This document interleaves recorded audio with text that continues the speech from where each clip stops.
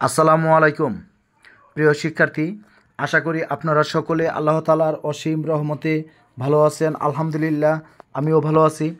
আজকে গুরুত্বপূর্ণ একটি নোটিশ শেয়ার করব বাংলাদেশ উন্মুক্ত বিশ্ববিদ্যালয়ের, বিশেষ করে এইচএসসি পরীক্ষা 2024-এর জন্য আজকের নোটিশটি খুবই গুরুত্বপূর্ণ এবং শিক্ষার্থীদেরকে আশ্বস্ত করতে চাই যে আপনাদের পরীক্ষা হবে না, এই বিষয়টা আজকের নোটিশের মাধ্যমে স্পষ্ট করা হয়েছে। এখানে সবাই দেখতে পাচ্ছেন পরীক্ষা বিভাগ, বাংলাদেশ উন্মুক্ত বিশ্ববিদ্যালয়, 5 সেপ্টেম্বর 2024 বিজ্ঞপ্তিতে যা বলা হয়েছে আমি এখানে আপনাদেরকে বিষয়টা ভালোভাবে বুঝিয়ে দেওয়ার চেষ্টা করব। বাংলাদেশ উন্মুক্ত বিশ্ববিদ্যালয় অর্থাৎ বাউবি সবসময় সরকার তথা শিক্ষা মন্ত্রণালয়ের নির্দেশনার আলোকে আন্তঃশিক্ষা বোর্ডের সিদ্ধান্তকে অনুসরণ করে।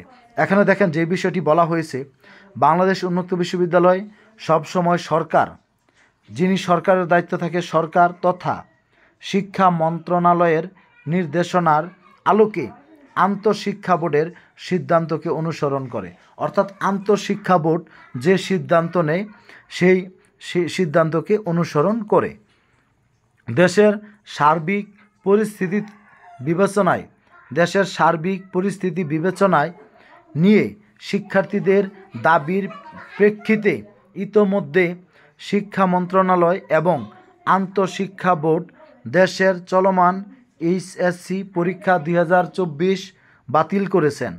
এখন দেখেন বিষয়টা কি বলা হয়েছে, দেশের সার্বিক পরিস্থিতি বিবেচনায় নিয়ে শিক্ষার্থীদের দাবির প্রেক্ষিতে ইতোমধ্যে শিক্ষা মন্ত্রণালয় এবং আন্তঃশিক্ষা বোর্ড দেশের চলমান এইচএসসি পরীক্ষা 2024 বাতিল করেছেন। এমত অবস্থায় বাংলাদেশ উন্মুক্ত বিশ্ববিদ্যালয় পরিচালিত এইচএসসি পরীক্ষা 2024 অনুষ্ঠিত হওয়ার সুযোগ নেই বলে পরীক্ষা কমিটি ওপেন স্কুল বাউবি মনে করেন।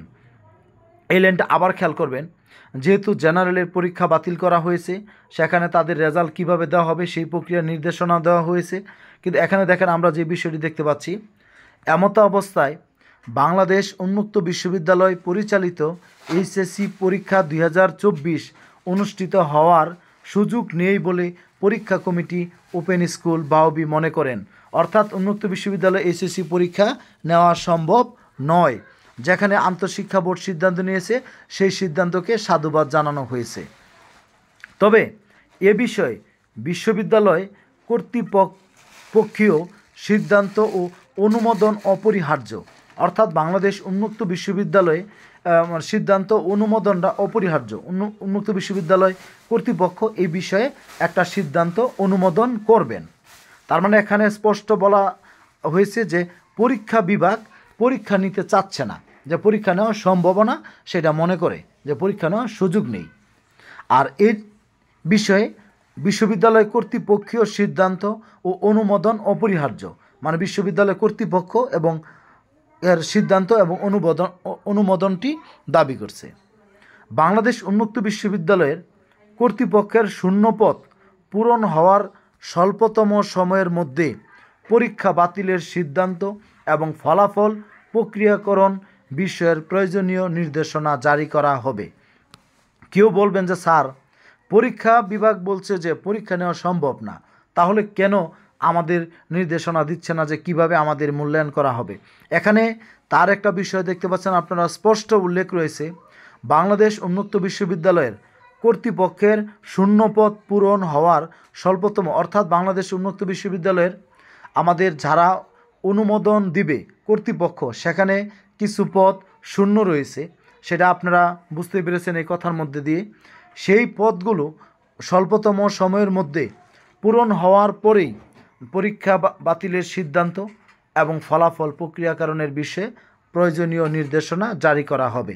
অর্থাৎ যে সমস্ত স্যার বা কর্তৃপক্ষ, যে সমস্ত স্যার আপনার এই শূন্য পদে দায়িত্ব নেবে, ওই সব স্যারেরা যখন এটাকে অনুমোদন দিবেন এবং তখনই আপনাদের পরীক্ষা বাতিলের সিদ্ধান্ত এবং ফলাফল প্রক্রিয়াকরণের বিষয়ে প্রয়োজনীয় নির্দেশনা জারি করা হবে। তবে এখানে প্রতীয়মান হচ্ছে এটাই যে এইচএসসি পরীক্ষা 2024 অনুষ্ঠিত হচ্ছে না।